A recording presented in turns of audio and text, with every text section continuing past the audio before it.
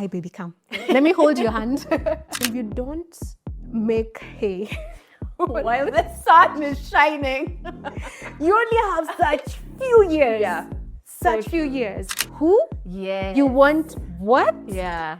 Are you serious? What about me Yeah. made you think that you can talk to me like this?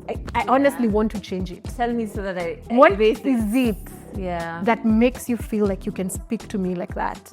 Welcome to For Mannerless Women. We are back for season 4. I'm your host, Adele Nyango, and I have missed you. I know you have missed us as well. And from now, every single week going forward through season 4, you're going to get a good dose of inspiration and expertise from African women. In case you don't know, we are a space that is committed to nurturing a new generation of shame-free women. Now, to kick us off with this season, we're hanging out with Terry Muikamba. This episode is going to feel like the hug you need.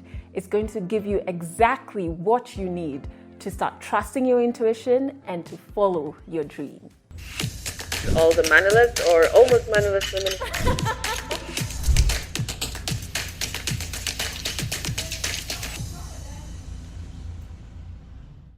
What an incredible way to kick off the 4th season of For Mannerless Women by having you, Terry, on the show. In your studio. In my studio, it's crazy. Yeah. First of all, I had no idea it was going to be the first episode. So I'm like, Now you know. And it's also my very first interview ever. Wow. Yeah. So this is going to be one for the books. I guess so. Yeah. And the reason this is incredible is because what we're going to be diving into is like learning how to trust yourself and not second guess yourself. And that we're now producing with your production house, Her Way Studios, which is like a femme space. We're going to get into that in a bit. Yeah. But it's a testament to what can happen when you start trusting yourself. Yeah. When you start believing in yourself. Yeah. Yeah. There's so many things that are waiting for you and so many opportunities that you could be opening if you only trusted in yourself. Yeah. Yeah. But this wasn't the case all your life. Like No. Okay, so let's go to the beginning. Like, when do you think you started second guessing yourself? So honestly, I think that was in high school. I did switch high schools at some point. So I went to this really great high school, the first high school I went to. I absolutely loved it. I was like a teacher's pet. I used to teach. The teachers would be like, okay, also it was a bit shady. So they'd be like, so I'm not coming for geography. Terry, teach. I'm like, say no more. And I would teach geography and physics. I remember one time there's this teacher, I think he was called Mr. Kamau. Yeah. And Mr. Kamau used to teach us physics.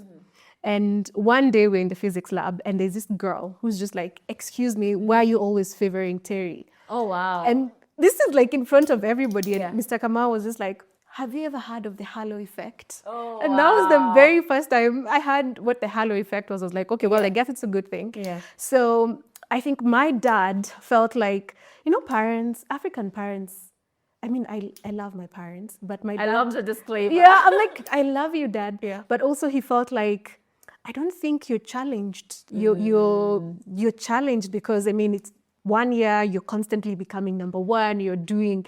I think you need to go to an environment that's challenging you. And so he did whatever he did. I went to the school. It was a national school. And you know how you go and meet a new group of people and you're just like trying to read the energies?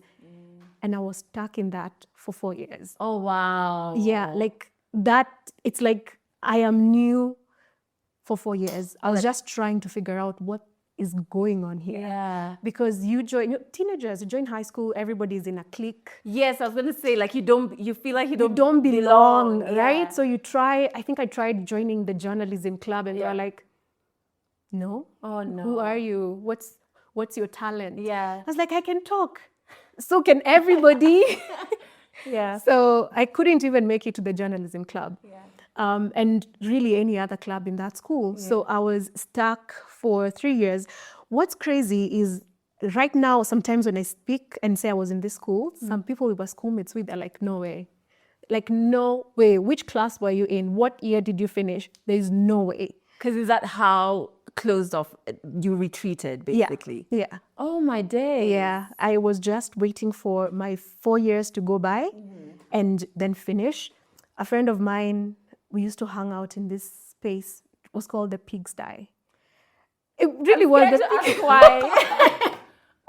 Was it dirty or were there pigs? There were pigs. Okay. And so nobody used to go there. Yeah. And it felt like the perfect place to hide out because nobody is in your space trying to talk to you. So Joy and I would hang out in the pigsty. Oh, my day, guys. Yeah. That was my entire high school. Yeah. The pigsty.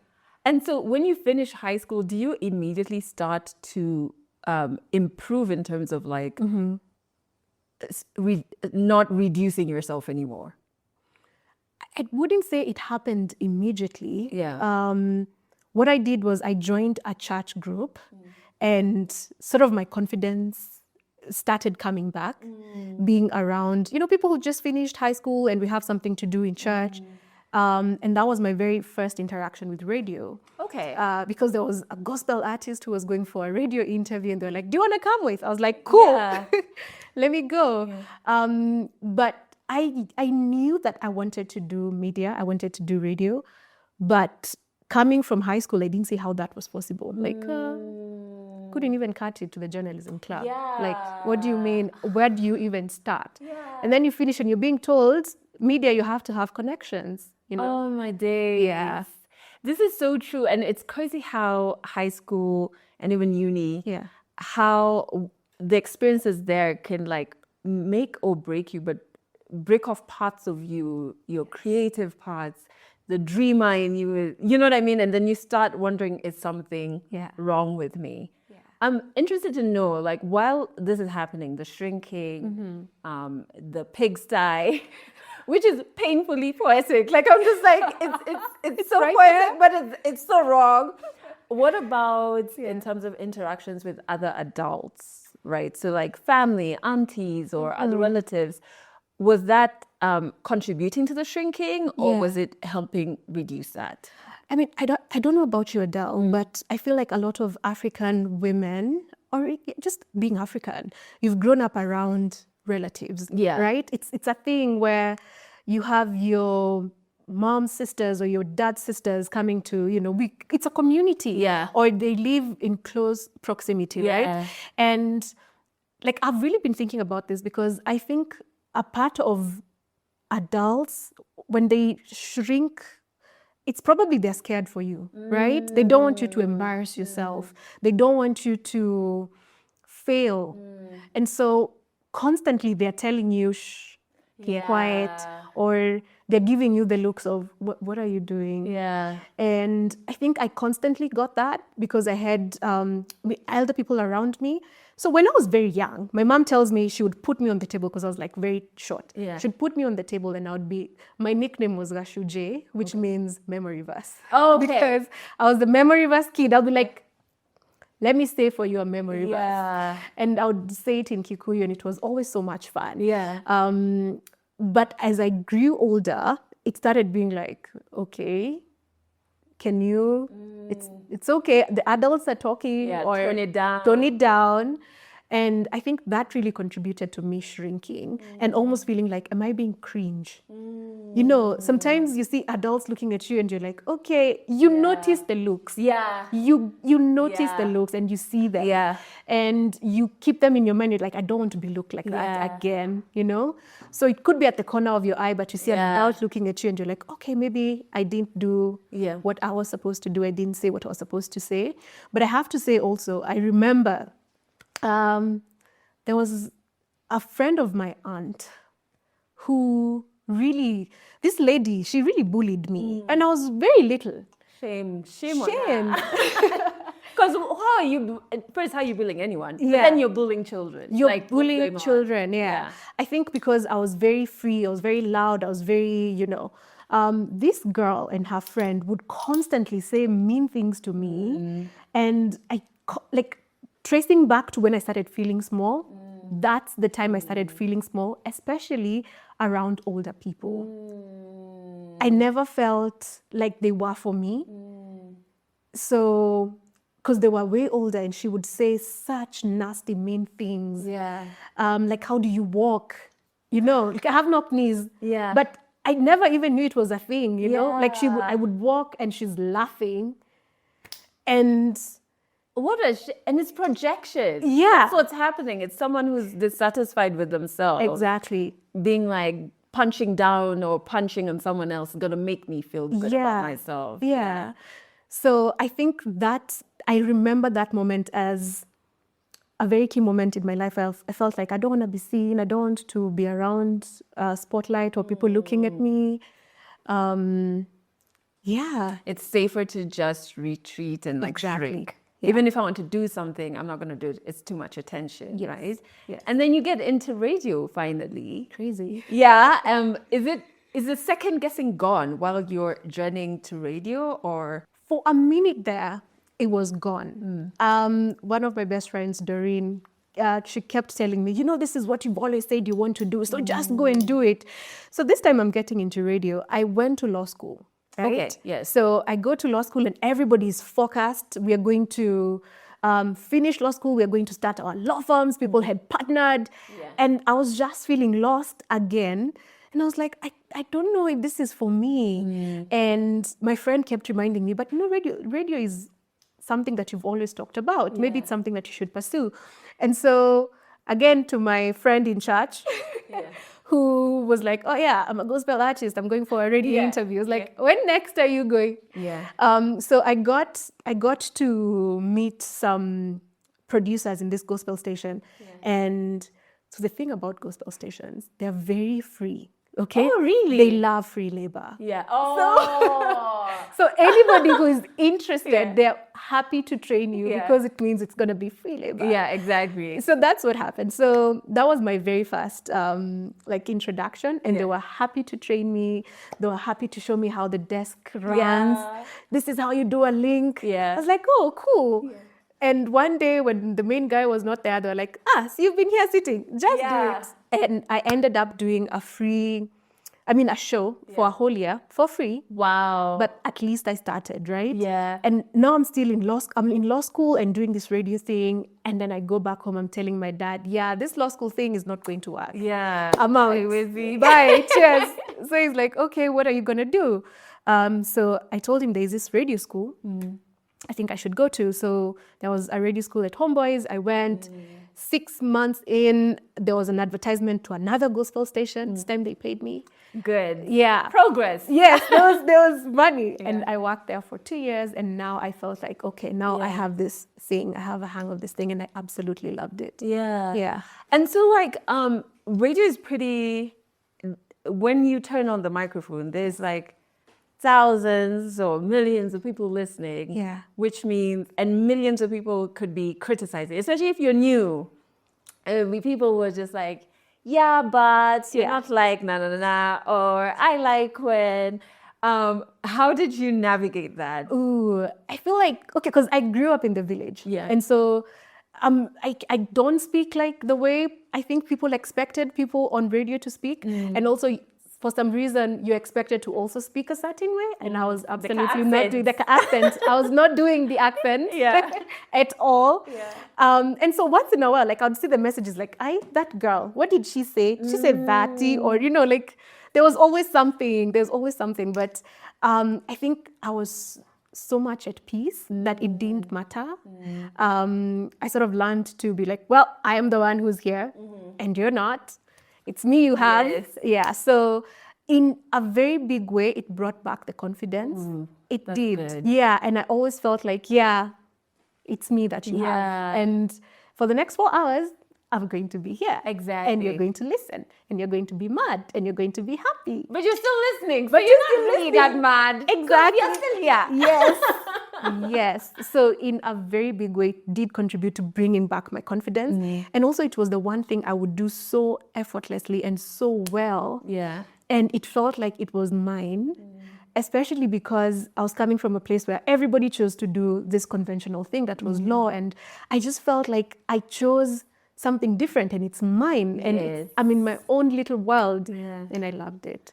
So you did the gospel show. Yeah. where they paid. Yes. And then where did you move to next? You moved from the gospel show To Hot 96. Hot 96. That was an interesting transition. Okay.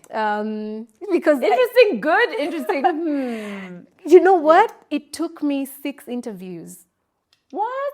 Yeah. So rejections, right? Yeah. So I would apply, go through the process, and I would be told, oh, you came in a close second. We're only looking for one person. Like, okay. And then I'd apply again, and they said, oh, we were just looking for this kind of a person, but you came in a close. And so the last time they called me, they're like, oh, there's an opening. Do you want to apply? I'm like, I don't know, man. But the guy was like, please just apply. So I did. And I think it's a one. And that's the thing I've learned, Adele. Being unapologetic and don't perform for people. I think people can always see when you're performing. Yes. Because the last time when I decided, you guys, I'm going to tell you the truth about your station, what I really think. I mean, obviously not in like a mean way, but I gave them honest opinions. And that's the time they were like, yeah, we want to have you. Oh, wow. Yeah. Because every other time you go for an interview, you're trying to, this is what I love about this. This is how, and I was just very honest. I think this is where you guys are missing the mark. Yeah. And I went home and I knew they were not going to call me. At this point, I used to call myself an interview feeler because I'm just here to fill the numbers, to say that you guys went through the. But that's the time they offered me a job. Oh, wow. Yeah. 6th times the chance. Yeah. Okay. Crazy. So you join, and this is, I'm assuming, relatively a bigger platform than your previous show. Yes. And how do you navigate it without thinking that, am I enough of this or am I too much of that? Ooh, that's interesting. So I remember during the interview, the HR asks me, so I've listened to you on this station, and it was a gospel station. We would pray, we would play, we'd pray and also play gospel music. Yeah. And this is a secular station you're joining. And when you join a secular station, the first shift you get is the graveyard. Oh, yeah. Like you have to do, everybody's got to do the graveyard shift. I don't know if you did it. I skipped it. You skipped it? Oh my goodness. The graveyard shift was tough because you're doing late night. And some of the sponsors for late night shows are like condoms and all this. And she was like, how are you going to do it? Because that's the safest time to watershed. Yes. So I'm coming from telling you, casting crowns, a pocket full of rocks, this amazing rock Christian bands, to protect yourself. Yes. So it was a bit of, I'd say, identity shift. I had to find myself. Yeah. And it was quite, looking back, I think I really struggled because you're like, who am I? Where do I fit in? So the whole identity thing comes into question. And what's my job description? It's like, exactly. Who am I versus what I do? Yes. Where do I begin and where does the job start and end? Yeah. So it was, I found my voice. I think I became Miss Sunshine because I was just always happy. Yeah. Which is also crazy to think about. I think radio is a crazy job. It is. It's a lot. It's a lot. Then we had a stint working together. Yes. Right when I was almost on my way out. Yes. I think maybe 2 years shy of me leaving, 1 year of me leaving. Yeah. And you came into like the sister station. And how was that experience? So I was 25. Wow. And I got a call to join what was one of the biggest stations. Yeah. So you can imagine, I'm like, wait, who? Yeah. You want what? Yeah. Are you serious? A prank call from committee. Yeah. This is a prank call. Yeah. Like, I'm hardly like, I've just done 1 year at the station I was at Hot 96. And then they're calling me and they're like, yeah, we like you, we want you, we would like to have a conversation. Yes. It's not even an interview, it's a conversation at this point. And I'm like, okay, I was stuck in the middle of my show. Yeah. So I finished and I went home and I'm calling my mom and I'm like, can you imagine? Yeah. They're calling me. Yeah. I'm going to meet them. They even made like accommodation. We're going to meet you on a Sunday. Yeah. Like, it's not like kawaida interview hours. Anyway, so I did. And I'm very excited. Yeah. Because this is what you dream, what the end will look like. Exactly. Right? Yeah. Like I want to work at this station when, that's what I'm working towards. Yeah. And now you're 25, they're calling you. Yeah. And you're confused and you go and have an interview and you charge like a 25-year-old. Yeah. Which you're thinking, this is so like much. so much. Wow, you guys are gonna pay me in what? Yeah. But because I remember I turned 25 when I just joined, and I was very young. And I'd say a lot of young people need to be. I don't know if we need to train people how to judge and how to advocate for themselves, because when such big opportunities come, we are too excited about the opportunity that you don't have time to think what this means for me. And the fact that this is like the biggest station, it means you're not going anywhere else. Yeah.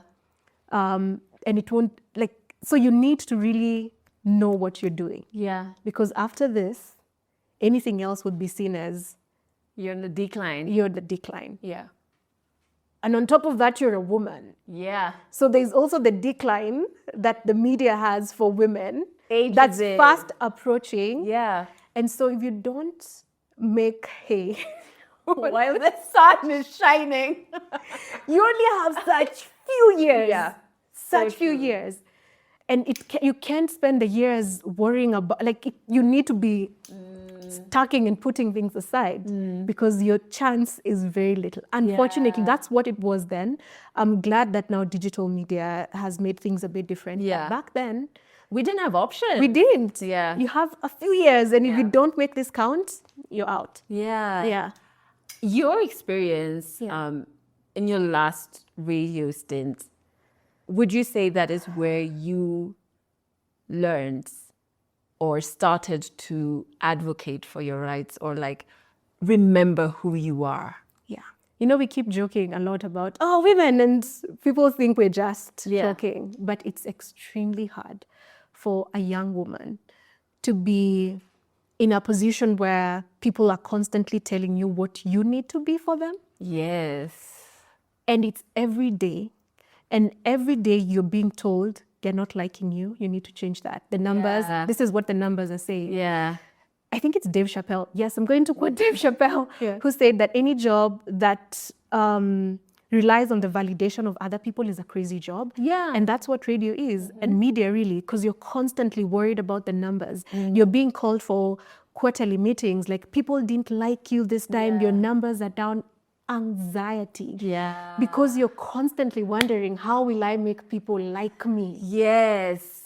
Strangers. And right now we have we don't care about the likes. The numbers were a real thing. Yeah. And you're being shown, this is how your numbers are looking like. Breakfast was doing very well. And then you came in. Yeah. Surely it has to be you. It can't be anybody else. It can't be, maybe people We're are not marketing. It has to be you. And so there's a lot of shrinking because you're constantly being told that you're not good enough. You need to do more. You need to be funnier. You need to speak less. You need to speak more. Your link was too long. You're constantly shrinking yourself. Yeah. And sometimes you don't notice how far gone you are until something crazy happens. Yeah. And that's what happened to me, at least. This one time, this guy walks into the studio and looks at me. Interestingly, the conversation started from numbers. Oh, God. And he came and told me, this station is doing so much better at this time. And I'm like, what could be the problem? Yeah. And then he looked at me, in my eyes, and said, because you're blipping useless. You cannot talk to anybody. Yeah. He looked at me and told me, you are useless. Yeah. Curse words, useless. Yeah. Yes. He cussed at me and told me I'm useless. And I've never felt so angry. Yeah. It was anger, clarity at the same time. Everything just came in. And I remember looking at him and then asking him, what about me Yeah. made you think that you can talk to me like this? I honestly want to change it. Tell me so that I What erase is it that makes you feel like you can speak to me like that? And he looked at me and he was shocked. He didn't know what to say. Remember, I closed the laptop and I told him, you have a good show. I'm so proud And of I you. walked out. Yeah. And unfortunately, you know, I think the events that followed that, Adele, was at this point you feel so strong and you're like, yeah, I'm standing up for myself. And you feel like everybody's going to rally around you, like, yay. But it's very lonely. It's lonely. It's extremely lonely. Even people who were being bullied with you. Oh, yeah. Guys are like, it's cool that you're doing it, but All the best. all the best. It's lonely. It's very lonely. Because you're wondering, do I think I'm better than everybody? Because everybody has been going through this. Oh my God, I felt that too. Yeah? Oh, you've just... I just felt that feeling again. Yeah. I genuinely Yeah. told myself, what is wrong with you? Yeah. Everybody else is going to work and they're okay with these conditions. Yeah. Why can't I do it? What is wrong with you? Yeah. And you start hating yourself for it. And you're like, do I think I'm better than everybody? Is my ego too? Is there, like, you second guess. The Yeah. process itself is nasty. Yeah. Because I decided, if I'm going to live, Yeah. I'm going to burn the bridge. Yes. And I'm going to burn it properly. So, you know, going to court, Yeah. having to sit hours with your lawyers, like just going through what you're saying and lawyers reading back to you what you're telling them. And you don't think, you know, when you're going through something, you don't realize that you're going through it until someone else is like capturing, is this what you're saying happened? Yeah. Okay, I need you to write that. Yeah. I need you to document it. And it becomes so real. And yeah, it was at that point I was like, yeah, if I hadn't left physically, I would be unwell. Yeah. Yeah. For sure. Even anxiety. Yeah. Even anxiety, I've said it before, I got to the point where my alarm would ring and I'd throw up first. And that was the wake-up call because I'm like, this is not healthy. You do not need to be a doctor to know That this that is you not can't right. be throwing up every morning. Yeah. That is not on. Yeah. Yeah. I'm so proud of you for advocating for yourself. Yeah. What parts of you did you gain back during that process, like the legal process? I think my voice. And at that point, I remembered the fact that I don't, and this is how I've always been, I'm not a person who follows lanes. I will not be behind something just because everybody's doing it. Yeah. That's not who I am. And even deciding to go through this journey, it was very lonely, but I was still fine. I was like, I'm used to this. I'm used to like standing up for myself. It's fine. I don't need to do what everybody else is doing. And there was that confidence that came back, you know, like I can do it. I don't need 100 people behind me and to validate me and to tell me that I'm doing the right thing, you know. So there was something in me that was like, yeah, you got this. Yeah. And can I just say, like, I was already out of that particular space or working at that particular place, but it's crazy about not only representation, but seeing a woman do certain things where you're just like, yeah, okay, yes, of course. It now dawned on me that that was an option. Yes. Like it's not, when someone treats you, disrespects you at the workplace, you can hold them accountable. I think for so long, and maybe it's a cultural thing or how we're socialized to approach jobs, is that you have no voice, you have no value, and you should be thankful you have this job. Yeah. And because of that, I can treat you any way I want to. Yeah. So it was so powerful watching you even from like the periphery of like, oh wait, there's another option, guys. You could have, yeah. And you know what's crazy? It's the opinions online. People saying, no corporate is going to touch you now. If you sue a corporate, Yeah. they've already been blacklisted. Nobody is going to touch you. I remember one lady told me, no, this is going to take years. And I was like, I have nothing but time. I have nothing but time. But I think it's that fear that is instilled in you. Like if you do this to a corporate, if you do this to someone who seemingly has more muscle, you're going to be blacklisted. But me, I don't believe that God created me to be under someone's mercy. If this is not working, imagine I'll move. I will do. It's wrong. And if it's wrong. Yeah. Yeah. At the end of it, what made you feel proud about you taking those steps? That there was a choice. And I think choice is the ultimate freedom. Because sometimes you think you don't have a choice, and that means you're not free. Yeah. But the choice was there. And that made me free. It gave me the freedom, because I would have stayed and I would have constantly been shrinking myself to fit into what standard these people decide is what is good, without them probably looking at what I want to be. You know, it's always like, no, so now we want you to appear as, we want you to, you know, we want you to be the angry woman, or we want you to be the happy. There's always someone you're being told you need to be. Yeah. And that would have been me, completely a shell of myself. But living and going through that gave me freedom. Yeah. Yeah. And just like to be you and not to be for the consumption of others first, right? Because it's just like, but it's me who has to live with me the longest. Exactly. Not you guys, you know? Exactly. It's so, like the PTSD I'm having.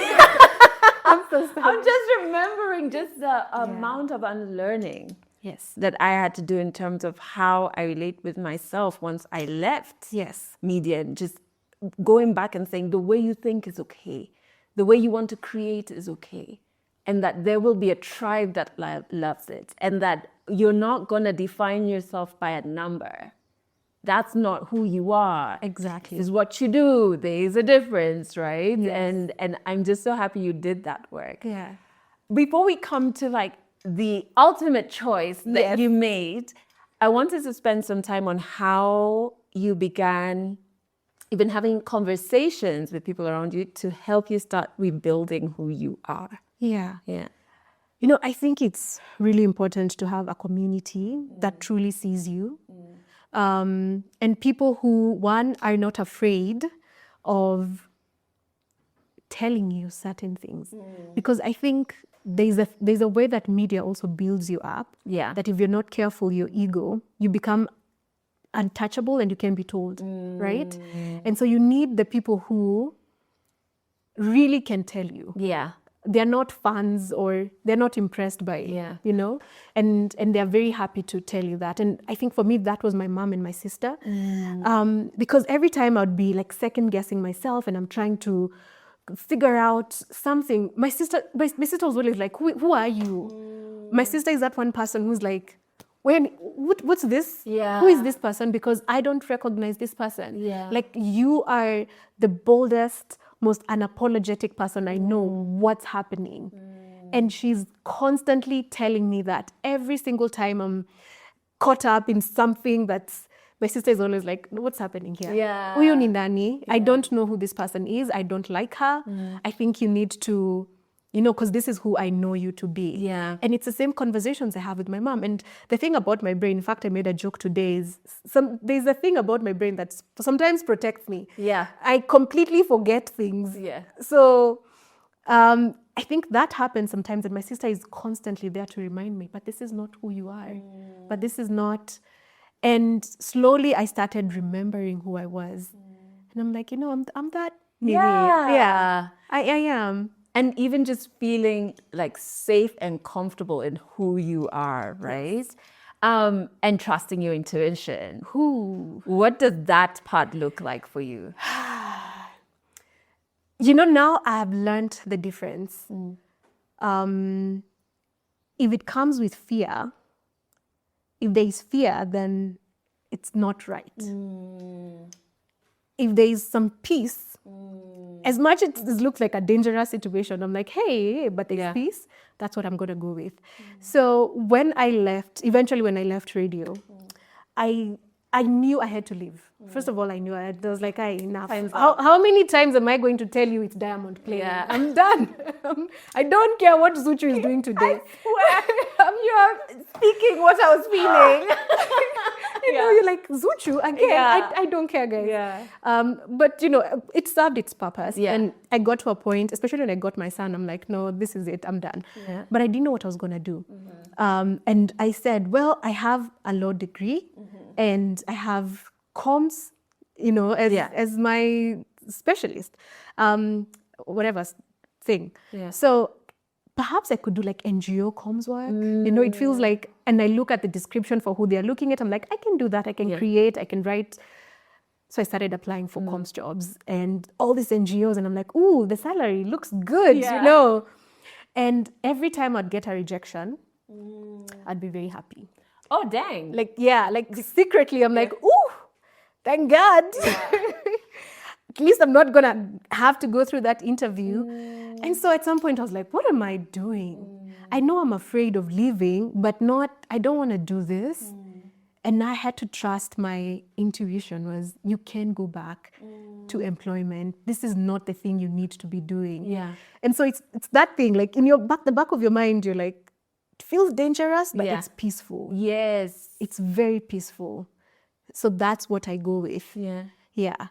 And intuition is peaceful, it's calm, it's not rushed, there's no urgency. Yes. It's very grounded. Yes. Right? And so what does this side look like? Yo. Hey. What did you decide to do?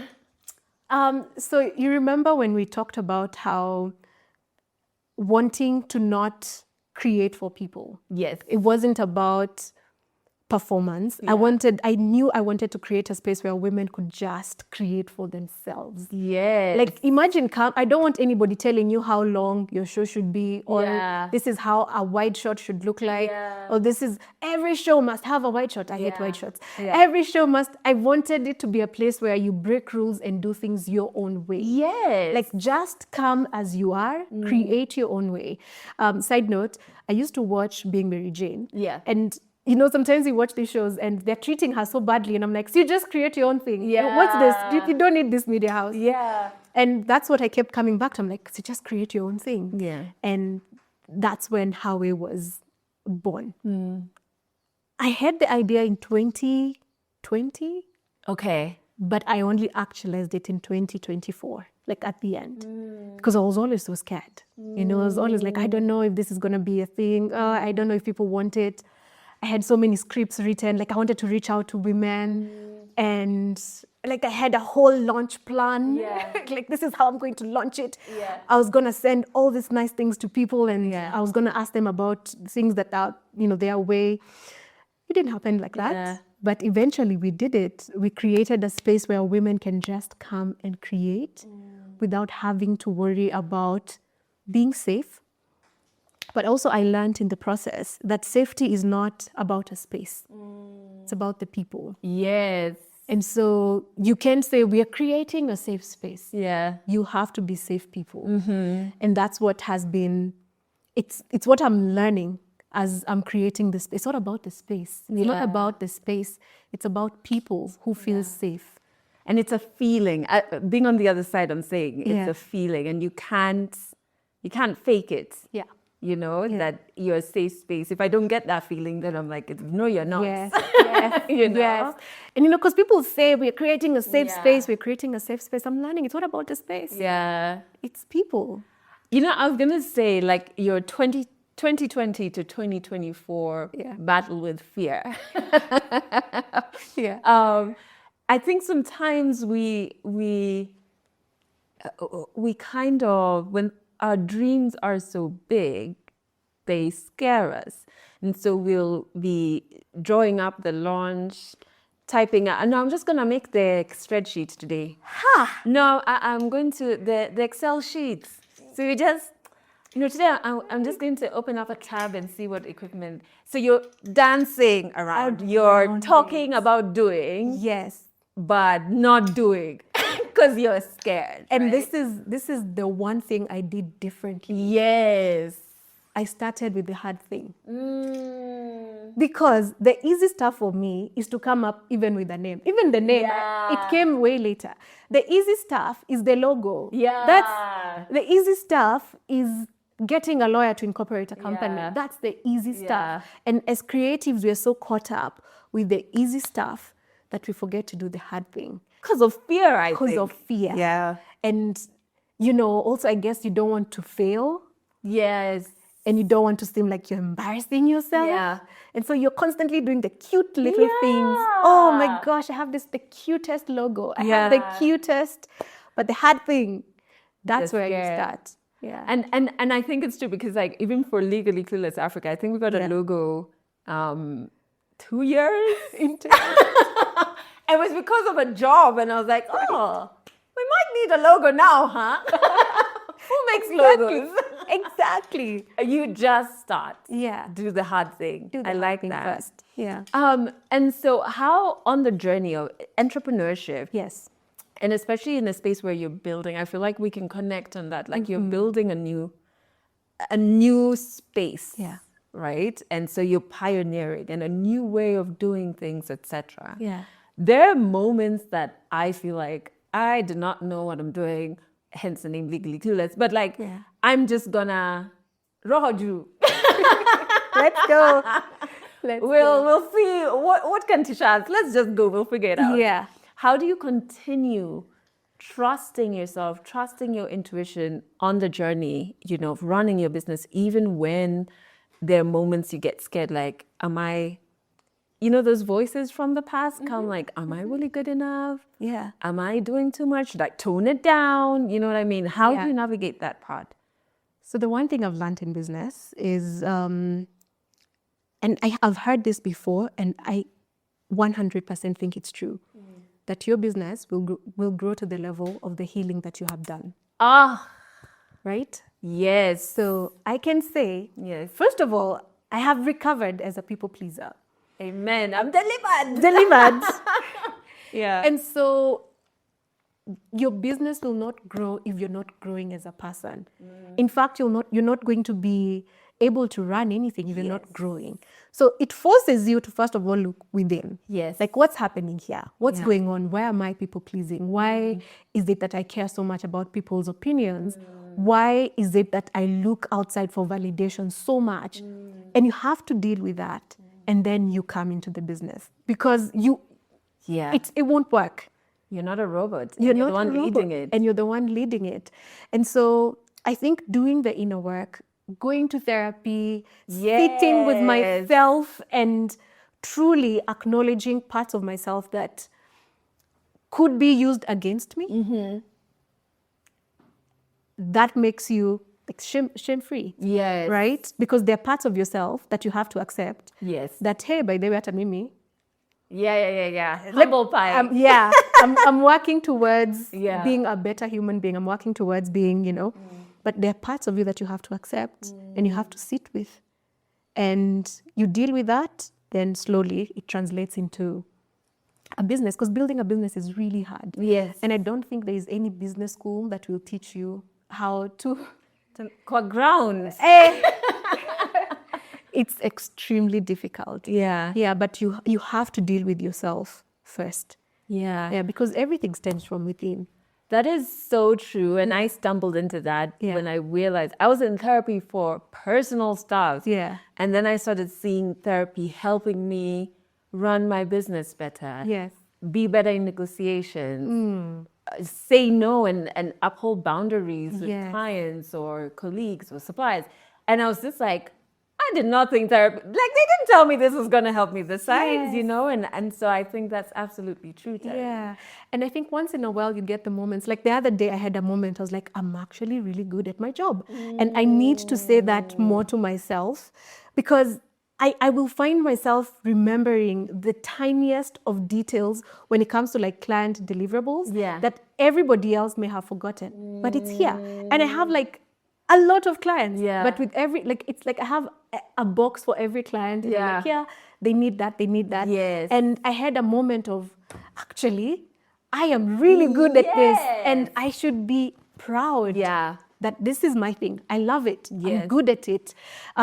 Because I'm going to be honest, and I think, well, we are here. When I left employment, there's a minute there I found myself almost wanting validation from my former boss. I don't know if that makes sense. Like, it's almost like you're used to reporting to somebody, and you get to a point you're like, I need you to validate me right now that I'm doing the right thing. Yes. And anytime she'd say, oh, maybe congratulations, or I'd feel so good that, yes, you can see maybe what I'm building is. Yeah. And, I had to very quickly, Yes. like, roll back. What are you doing? Why is this person's validation so important to you? But it's because I guess it's human nature. Yeah. And you have to coach yourself Yes. to get the validation from within, to clap for yourself. Yeah. To keep, and I find this is important in if you're not conventionally employed or if you're running business, it's so important to keep showing up even when there's no applause, even there's no big thing or big launch. It's like to keep showing up, not only for like, now I know we're going to clap for this. No. And it has come from within. Yes, and that's the most part of the business. Yeah. There is not big launches. Half of the time you're just doing admin work. You're Boring just things. boring. It's so boring. It's so boring. Yeah. You're just like, Yeah. you have to send a pitch. You have to, Yeah. the boring stuff is what is the most Yeah. stuff that you're doing when you're running a business. This is so incredible. Like, and it's so inspiring, like your entire journey. And I'm just so proud of you. Thank you. For getting where you got, but also for intentionally now building a space for women. Like, I think that's so powerful. And especially for African women, because yes, as Africans, our voices and our stories are not heard enough from our perspectives, from our languages. But for African women, especially, that visibility is not there. A safe set for us is something that's so needed and so, like, we really appreciate the intentionality behind that. And when women walking in, they love the space, I'm like, yes, we have done it. But Adele, I also have to say, you living in your truth and being so bold and proud about where you are, it gives us permission to do the same. I remember when I first saw what you were doing, I think the one thing that caught me was when your show became syndicated. Yes. And I had always talked about being heard in like the entire continent. Yes. And then you did it. And I was like, see, it's possible. It's possible. Yeah. And you taking that first step and leaving and showing us that, listen, this is not the only thing that you can do. Yeah. You can create and you can have your own platform. Yeah. That's what has given a lot of us courage to leave. Like, I think every woman who has left media will talk about, see, Adele did it. Hey, So I can do it as well. Yeah. So thank you for being who you are and doing it, because it makes us know that it's possible and there's choice, and in choice there's freedom. There's freedom. Exactly, yeah. That part. Yeah. There's freedom. I'm glad. I was shitting bricks when I in a small, nice shot. Oh my God. When I left, I thought I was also on the NGO tip until I was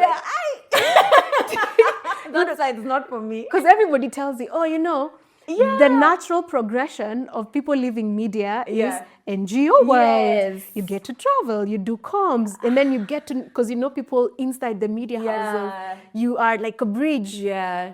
Hey. The system refused. It's like, no, not that. So as we wind up, Yeah. to the woman who's watching, Yeah. what is your Mannerless message to her? First of all, okay. Hi, baby, come. Let me hold your hand. I know that the validation that you seek, you already have the evidence, and you just need to start believing it. And that's where you start, because you already know. You don't need external validation, it's within you. And that's where you start.